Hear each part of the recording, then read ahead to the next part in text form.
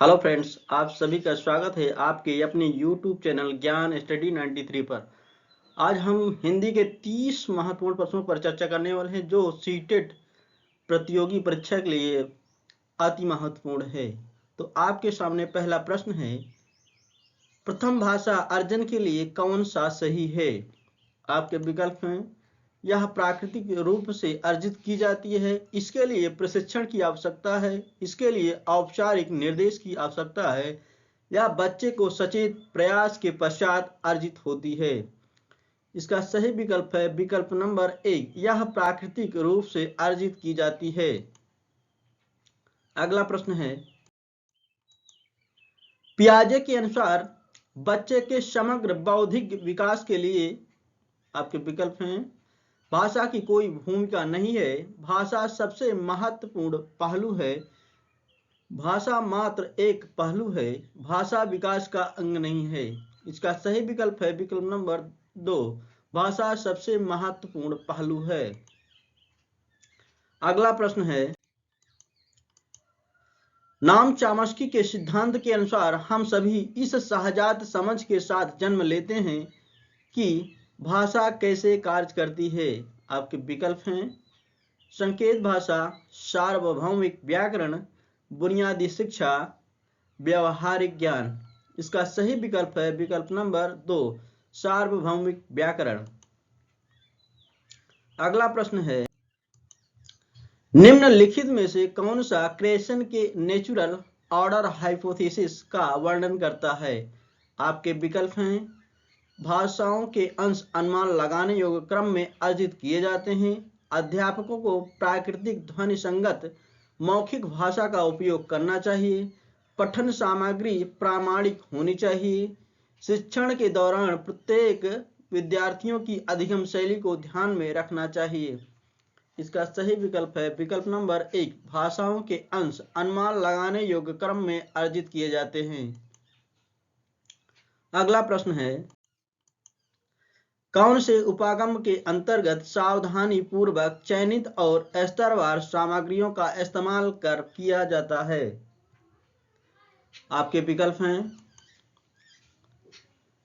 कौशल आधारित उपागम, रचनावादी उपागम, संरचनावादी उपागम, संप्रेषणात्मक उपागम। इसका सही विकल्प है विकल्प नंबर 3, संरचनात्मक उपागम। अगला प्रश्न है, कक्षा 4 की एक शिक्षार्थी एक पठन सामग्री पढ़ लेती है और उस पर आधारित कार्य भी कर लेती है, यह सब अपनी माँ की मदद से कर पाती है। वाइगोत्स्की के अनुसार उसकी माँ उसके कार्य में क्या कर रही है?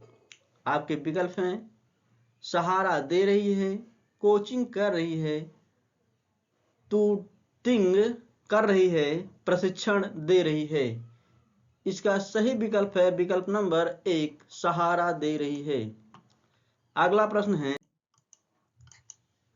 मानव मस्तिष्क में सार्वभौमिक व्याकरण नियमों के एक समूह के रूप में होती है, यह विचार किसने प्रतिपादित किया है? आपके विकल्प हैं, B.F. स्किनर, वाटसन, लियो वाइगोत्स्की, नाम चामस्की। इसका सही विकल्प है विकल्प नंबर 4, नाम चामस्की। अगला प्रश्न है,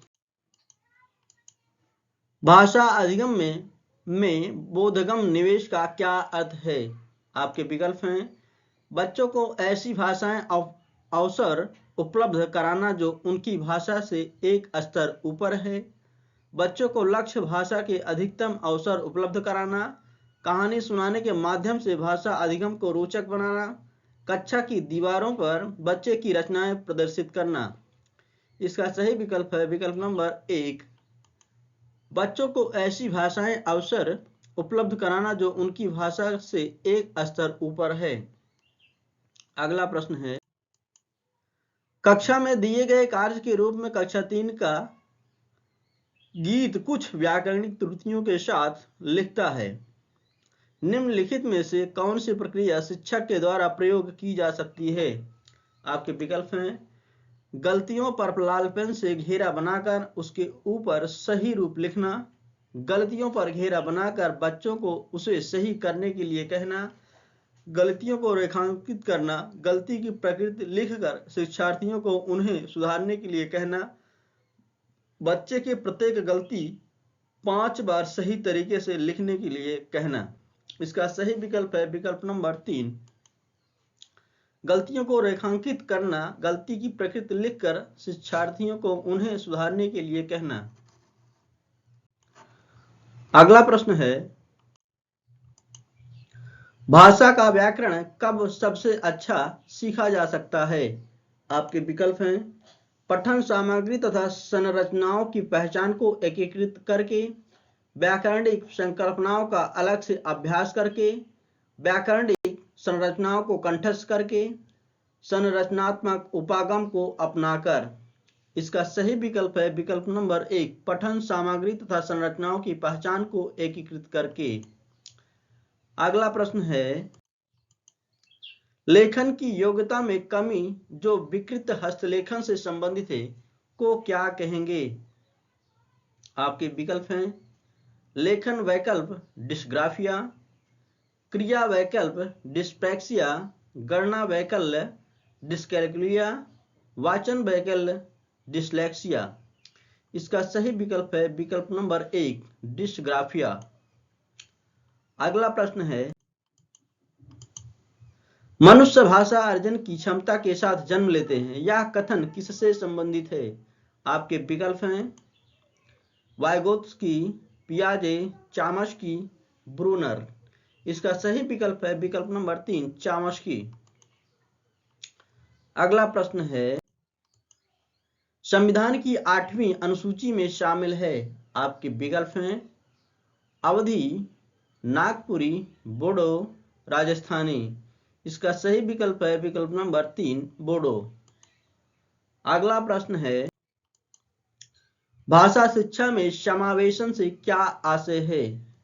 आपके विकल्प हैं इसमें विद्यार्थियों की आवश्यकताओं का ध्यान रखने के लिए अध्यापक व्यावहारिक युक्तियों को अपनाते हैं। इसमें विद्यालय शिक्षा के सभी घटक शामिल हैं, जैसा कि बुनियादी संरचना, आर्थिक संसाधन, विद्यालय समुदाय का सृजन। इसमें पारंपरिक कक्षा में नवीन तकनीकी से जुड़ी विधियों को प्रयोग में लाना शामिल है। इसमें सामाजिक और अंतःक्रियात्मक दृष्टिकोण को संलग्न करते हुए भाषा शिक्षण का रूपांतरित दृष्टिकोण शामिल है। इसका सही विकल्प है विकल्प नंबर 4। अगला प्रश्न है, निम्नलिखित में से कौन सी भाषा शिक्षा की अवधारणा नहीं है? आपके विकल्प हैं चुनौतीपूर्ण अवधि की परिकल्पना, बोधगम निवेश, मस्तिष्क क्षति एवं नियंत्रण, सकारात्मक पुनर्बलन। इसका सही विकल्प है विकल्प नंबर 3, मस्तिष्क क्षति एवं नियंत्रण। अगला प्रश्न है, भाषा जागरूकता के बारे में क्या सही है?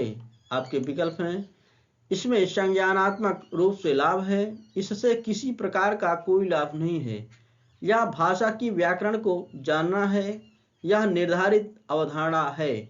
इसका सही विकल्प है विकल्प नंबर 1, इसमें संज्ञानात्मक रूप से लाभ है। अगला प्रश्न है, किसी एक बच्चे द्वारा परिवार के सदस्यों की सहायता से सबसे पहले अर्जित की जाने वाली भाषा क्या कहलाती है? आपके विकल्प हैं प्रथम भाषा, द्वितीय भाषा, क्षेत्रीय भाषा, विदेशी भाषा। इसका सही विकल्प है विकल्प नंबर 1, प्रथम भाषा। अगला प्रश्न है, कथन अ और ब पर विचार करें। कथन अ भाषा चिंतन प्रक्रिया से जुड़ी है। ब भाषा संभाषण की संरचना और संभाषण कार्यों का अभ्यास करने में मदद करती है। विकल्प हैं आ सही है, बा गलत है, आ गलत है, बा सही है, आ और बा दोनों सही है, आ और बा दोनों गलत है। इसका सही विकल्प है विकल्प नंबर 3, आ और बा दोनों सही है। अगला प्रश्न है, एक शिक्षक भाषा का अभ्यास कराने के लिए लक्ष्य भाषा में गहन मौखिक बातचीत का प्रयोग कर रही है, इस विधि को किस रूप में जाना जाता है? आपके विकल्प हैं प्राकृतिक विधि, शास्त्रीय विधि, द्विभाषीय विधि, श्रव्य भाषिक विधि। इसका सही विकल्प है विकल्प नंबर 1 प्राकृतिक विधि।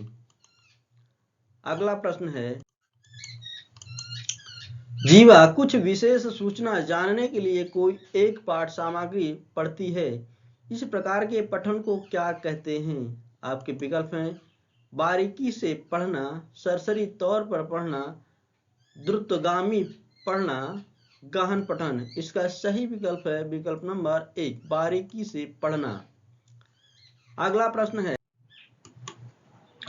प्राथमिक विद्यालय की एक कक्षा में कार्टून पुस्तकें, बहुत से चित्र वाली 10 पृष्ठ की छोटी छोटी पुस्तकें और समाचार पत्र रखे हैं, जिन्हें शिक्षार्थी जब चाहे या जब भी समय मिले पढ़ सकते हैं। यहाँ कक्षा में क्या करने का प्रयास किया जा रहा है? आपके विकल्प हैं मुद्रित समृद्ध परिवेश सृजित किया जा रहा है, सिर्फ 4 में पठन संबंधी आदतों का विकास किया जा रहा है, शिक्षार्थियों में पठन समूह सृजित किया जा रहा है, अकादमिक परिवेश सृजित किया जा रहा है। इसका सही विकल्प है विकल्प नंबर 1 मुद्रित समृद्ध परिवेश सृजित किया जा रहा है। अगला प्रश्न है कक्षा 3 की अध्यापिका अपने शिक्षार्थियों को विशेषण पढ़ाते समय उन सभी शब्दों की सूची बनाने के लिए कहती है जो किसी वाक्य में व्यक्ति या वस्तु की खूबी का वर्णन करे। यह शब्द संपदा बढ़ाने का कौन सा तरीका है? आपके विकल्प हैं शब्दों के साथ संबंध बैठाना, वर्णन करने वाले शब्द, संदर्भ में विशेषण, संदर्भ में शब्द संपदा। इसका सही विकल्प है विकल्प नंबर 4 संदर्भ में शब्द संपदा। अगला प्रश्न है भाषा अधिगम के लिए शब्दकोश एक महत्वपूर्ण औजार है, निम्नलिखित में से कौन सा शब्दकोश के प्रयोग के विषय में सबसे कम महत्वपूर्ण है? आपके विकल्प हैं किसी शब्द की वर्तनी का पता लगाना, किसी शब्द का अर्थ ढूंढना, किसी शब्द का कर्मवाच्य रूप जांचना, किसी शब्द के भाषावेद की जांच करना। इसका सही विकल्प है विकल्प नंबर 3 किसी शब्द का कर्मवाच्य रूप जांचना। अगला प्रश्न है अभिकथन ए शिक्षक को कक्षा में संप्रेषणात्मक कार्य से संरचनाओं को संबद्ध करना आवश्यक है। कारण आर संप्रेषणात्मक कार्यों का अभ्यास शिक्षार्थियों को समाज में बेहतर प्रदर्शन के समर्थ बनाता है। आपके विकल्प हैं ए तथा आर दोनों सही है तथा आर ए की सही व्याख्या है। ए तथा आर दोनों सही है किंतु आर ए की सही व्याख्या नहीं है। ए सत्य है किंतु आर गलत है। ए असत्य है किंतु आर सत्य है। इसका सही विकल्प है विकल्प नंबर 1। अगला प्रश्न है भाषा अधिगम के लिए पूरक पठन के रूप में लघु कहानियों तथा वृत्तांतों का संग्रह को सुझाया गया है। पूरक पठन का मुख्य उद्देश्य क्या है? आपके विकल्प हैं गहन पठन को बढ़ावा देना, नैतिक अधिगम को बढ़ावा देना, विस्तृत पठन को बढ़ावा देना, अकादमिक कौशलों को बढ़ावा देना। इसका सही विकल्प है विकल्प नंबर 3 विस्तृत पठन को बढ़ावा देना। अगला प्रश्न है निम्नलिखित में से कौन सा विद्यार्थी को लिखना सिखाने का विशिष्ट शिक्षण शास्त्रीय क्रम है? आपके विकल्प हैं सीधी रेखाओं और गोलों द्वारा अक्षर लिखना सिखाना, विद्यार्थियों से विशिष्ट प्रकार की अनेक आकृतियां बनवाना, से विद्यार्थियों से ऊंचे स्वर में अक्षर बुलवाकर अनेक बार लिखवाना। सही विकल्प है विकल्प नंबर 4 2 1 और 3। अगला प्रश्न है विद्यार्थियों को दृश्यात्मकता सिखाने के लिए कौन सा सर्वाधिक उपयुक्त है? आपके विकल्प हैं यह कहानी किस दिशा दशा में घटित हुई होगी, पाठ्य सामग्री में बने चित्रों को देखो और बताओ कि आप क्या देख पा रहे हो, लेखक ने कुत्ते के चरित्र का वर्णन किस प्रकार किया है, कल्पना करें और अंतिम दृश्य का कोई विकल्प लिखें। इसका सही विकल्प है विकल्प नंबर 1 यह कहानी किस दिशा दशा में घटित हुई होगी। अगला प्रश्न है, बच्चों द्वारा डाटा को पढ़ाने के प्रामाणिक स्रोत के रूप में देखा जाता है। आपके विकल्प में पत्र, पाठ्य पुस्तकों को, साहित्य, श्रुतलेख। इसका सही विकल्प है विकल्प नंबर 2, पाठ्य पुस्तकों को। अगला प्रश्न है, एक विद्यार्थी ने नववर्ष के उत्सव आयोजन पर एक अनुच्छेद लिखा। नववर्ष के दिन मेरे परिवार और मैंने अपने मित्रों को आखिरी घंटे गिनने के समय आमंत्रित किया। हम केक की दुकान पर गए और केक बनाने के लिए कहा। हम सजावट, खाने पीने की वस्तुएं भी लेकर आए। मेरे माता पिता ने गुब्बारे फुलाए और मैंने घर सजाने में मदद की। हमारे मित्र रात्रि भोज के लिए आए और मध्यरात तक रुके। अनुच्छेद लेखन के संदर्भ में विद्यार्थियों को सर्वाधिक रूप से किस पर अधिक ध्यान देने के लिए कहना चाहिए? आपके विकल्प हैं विचारों को समेटना, संरचना, प्रारूपण, संपादन। इसका सही विकल्प है विकल्प नंबर 4, संपादन। अगला प्रश्न है, माँ के द्वारा शिष्य को बोली जाने वाली दुलार की भाषा को किस रूप में बेहतर जान सकते हैं? आपके विकल्प हैं बबलाना, अनुकरण के माध्यम से अधिगम, बाल निर्देशित वाचन, सक्रिय अनुकूलन। इसका सही विकल्प है विकल्प नंबर 3, बाल निर्देशित वाचन। बस आज के लिए इतना हो दोस्तों। Thank you so much.